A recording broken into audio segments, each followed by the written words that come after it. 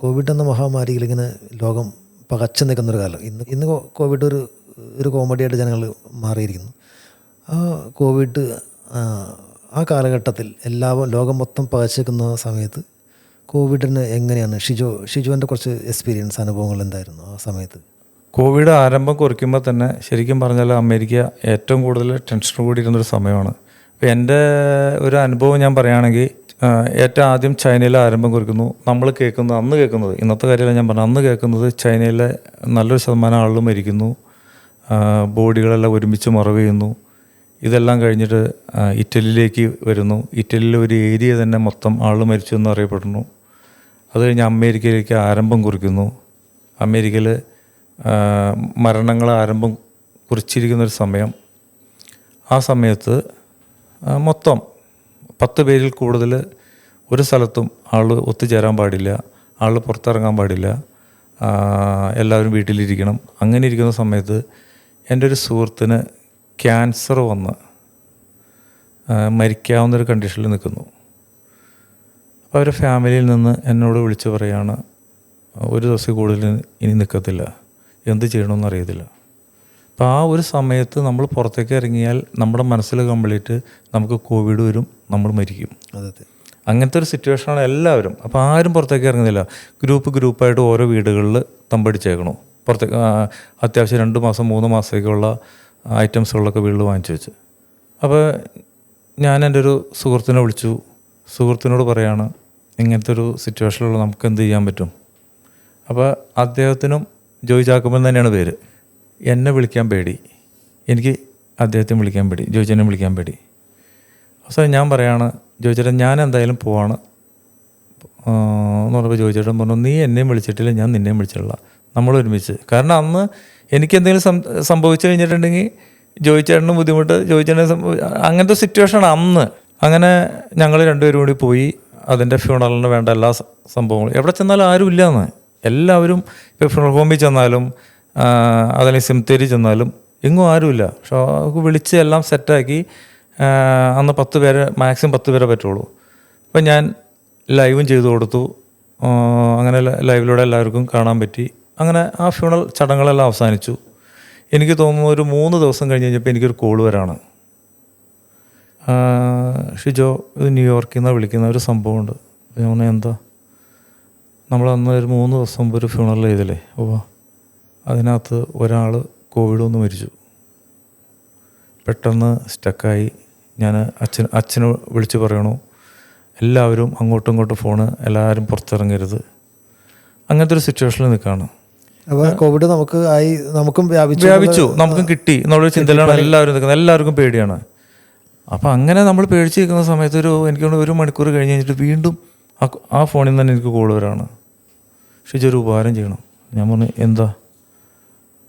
Covid വന്ന് മരിച്ച ആളുടെ അടക്ക് ഇന്ന നാളെയാണ്, നമുക്ക് ആരും കാണിക്കാനൊന്നും ആരും വരാൻ പറ്റുന്നൊരു സാഹചര്യമല്ലല്ലോ, അപ്പോൾ നീ വന്നൊന്ന് ലൈവ് ചെയ്യണമെന്ന് പറയണം.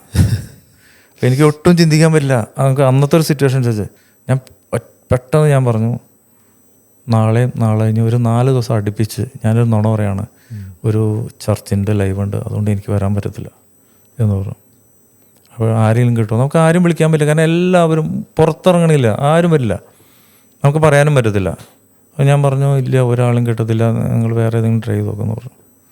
ഇതൊക്കെ കഴിഞ്ഞ് ഒരു മണിക്കൂർ കഴിഞ്ഞപ്പോൾ വീണ്ടും എനിക്ക് കോൾ വരാണ്, ഷിജോ നീ 4 ദിവസമല്ലേ നിനക്ക് ലൈവ് എന്ന് പറഞ്ഞേ, ഫ്യൂണറിൽ 5ാമത്തെ ദിവസത്തേക്ക് മാറ്റി, വിടാതെ പിന്തുടരുകയാണ്. അതെ, നീ വന്ന് ലൈവ് ചെയ്യണം. പിന്നെ എനിക്കൊരു ബുദ്ധിമുട്ട് വന്നു. എന്തായാലും വൈഫ് കോവിഡിൻ്റെ ഉള്ളിൽ തന്നെയാണ് വർക്ക് ചെയ്യണേ. ഞാൻ പറഞ്ഞു, നിങ്ങൾ മാറ്റണ്ട, നാളെ തന്നെ നിങ്ങൾ ഫ്യൂണറൽ നിശ്ചയിച്ച ദിവസം തന്നെ നിങ്ങൾ തീരുമാനിച്ചോ, ഞാൻ മറ്റേ വർക്ക് ഞാൻ വേറെ ആരെങ്കിലും ഏൽപ്പിച്ചോളാം. അപ്പം ഞാൻ മരിക്കാൻ തയ്യാറായി.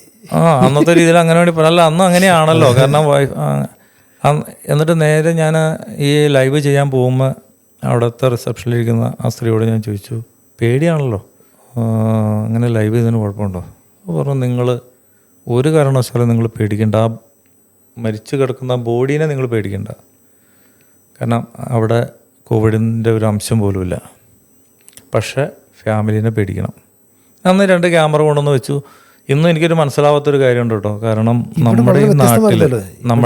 നമ്മുടെ ഈ നാട്ടിൽ കോവിഡ് ഒന്നും മരിച്ചവരെ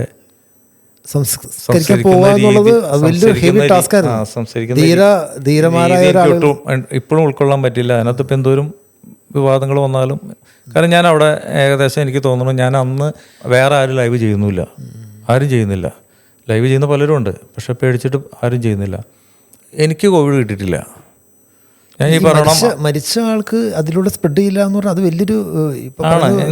ഞാൻ എൻ്റെ സുഹൃത്തെ ബെന്നിക്ക് ഞാൻ അയച്ചു കൊടുത്തിട്ടുണ്ട് ആ സമയത്ത് കോവിഡ് വന്ന് മരിച്ച ഒരു അമ്മച്ചീനെ ഫാമിലി ഉമ്മ വയ്ക്കണത് പടം ഞാൻ അയച്ചു കൊടുത്തിട്ടുണ്ട്. കാരണം അവിടെ ആർക്കും പേടിയൊന്നും ഉണ്ടായിരുന്നില്ല. സ്റ്റാർട്ടിങ്ങിലുണ്ടായിരുന്നു, അത് കഴിഞ്ഞിട്ട് ഈ മരിച്ച ബോഡീനെ കേട്ടോ. അതേസമയം അവർ പറഞ്ഞതുപോലെ തന്നെ ഫാമിലിനെ നമ്മൾ പേടിക്കണം.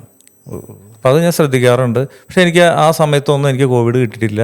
പിന്നീട് കോവിഡ് കിട്ടിയത് ഇതൊക്കെ ഒന്ന് ശമിച്ച് പിള്ളേരൊക്കെ സ്കൂളിൽ പോയി തുടങ്ങിയ സമയത്ത് പിള്ളേരിൽ നിന്ന് എനിക്ക് കോവിഡ് കിട്ടി. നീ ഇപ്പോൾ ചോദിച്ച ചോദ്യത്തിന് പിന്നെ ഏഷ്യാനെറ്റ് ന്യൂസായിട്ട് ബന്ധപ്പെട്ട് പറയുകയാണെങ്കിൽ ഞാൻ ഒരിക്കലും വീട്ടിലിരിക്കില്ലായിരുന്നു. കാരണം എൻ്റെ വണ്ടി സ്പെഷ്യൽ നമ്പർ പ്ലേറ്റാണ്, NYP, ന്യൂയോർക്ക് പ്രസ് എന്ന് പറയും. അത് ഗവൺമെൻറ് നമുക്ക് പ്രത്യേകമായിട്ട് തന്നിട്ടുള്ളൊരു ഇതാണത്. അന്ന് ഷിജോയുടെ എന്താണ് പ്രസ് ക്ലബ്ബായിട്ട് അല്ല പ്രസ് ഇന്ത്യയായിട്ട് ബന്ധപ്പെട്ട് എന്തെങ്കിലും? അല്ല, എനിക്ക് അന്നെന്ന് പറഞ്ഞാൽ എനിക്കിപ്പോൾ നിലവിലുള്ളത് UN അക്രഡിറ്റേഷൻ്റെ എന്ന് വെച്ചിട്ടുണ്ടെങ്കിൽ നമുക്ക് UN എപ്പോഴും പോവാം. അതുപോലെ തന്നെ സ്റ്റേറ്റ് ഡിപ്പാർട്ട്മെൻറ്റ് ID ഉണ്ട്, പിന്നെ പോലീസ് ഡിപ്പാർട്ട്മെൻറ്റിൻ്റെ ID ഉണ്ട്. എന്ന് വെച്ചാൽ CNN, ഫോക്സ് ന്യൂസ് അവർക്കൊക്കെ കിട്ടുന്ന സെയിം ID തന്നെ. അപ്പോൾ നമുക്ക് എവിടെയും ബ്ലോക്ക് ചെയ്ത് വെച്ചാണ് ഏത് സ്ഥലത്തും നമുക്ക് പ്രവേശിക്കാം. എന്ന് വെച്ചിട്ടുണ്ടെങ്കിൽ CNN-ഉം ഫോക്സ് ന്യൂസും അവർക്കുള്ളവർക്ക് പ്രവേശിക്കാവുന്ന അതേ സ്ഥലത്ത് തന്നെ. അത് വളരെ അപൂർവം ഇന്ത്യക്കാർക്ക് മാത്രം കിട്ടിയിട്ടുള്ള ഒരു അക്രഡിറ്റേഷനാണത്. അപ്പോൾ അതിൻ്റെ ഭാഗമായിട്ട് തന്നെയാണ് എൻ്റെ ഈ വണ്ടിയും NYP ആണ്, ന്യൂയോർക്ക് പ്രസ് എന്ന് പറയും. അപ്പോൾ എനിക്ക് ആ വണ്ടി ഉപയോഗിച്ച് ഏത് സ്റ്റേറ്റ് എമർജൻസി പ്രഖ്യാപിച്ചാണ് ഏത് സമയത്തും എനിക്ക് വണ്ടി ഓടിക്കാം. അപ്പം ഞാൻ ഈ വണ്ടി പുറത്തേക്ക് ഇറങ്ങൽ വളരെ കുറവായിരിക്കും. ടൈം സ്ക്വയർ ഇങ്ങനെയുള്ള എല്ലാ സ്ഥലങ്ങളും ഇങ്ങനെ വെറുതെ വണ്ടി ഓടിക്കാൻ, വീട്ടിലിരിക്കാൻ ബുദ്ധിമുട്ടാണല്ലോ. അപ്പോൾ ശാന്തമായിട്ട് കിടക്കുന്ന ടൈം സ്ക്വയർ, ഒരാളുമില്ല. ടൈം സ്ക്വയർ എന്ന് പറഞ്ഞാൽ നിങ്ങൾക്കറിയാം എപ്പോഴും ഫുള്ളായിട്ട് ജനം തിങ്ങി നിൽക്കുന്ന ഒരു ഏരിയയാണ്. അവിടെ ഒരാൾ പോലും ഇല്ല, ഒറ്റ ആളുമില്ലാത്ത മൻഹാട്ടൻ സിറ്റി. ടൈം സ്ക്വയർ മാത്രമല്ല, മൻഹാട്ടനിലുള്ള എല്ലാ ഭാഗങ്ങളും മിക്കവാറും സ്ഥലങ്ങളൊക്കെ സഞ്ചരിച്ച് ഞാൻ വെറുതെ ഫോട്ടോ എടുക്കും, അല്ലെങ്കിൽ വീഡിയോ എടുക്കും. പിന്നെ അപ്പം നടക്കുന്ന കാര്യങ്ങളൊക്കെ നമ്മൾ വിഷ്വൽ അയച്ചു കൊടുക്കും.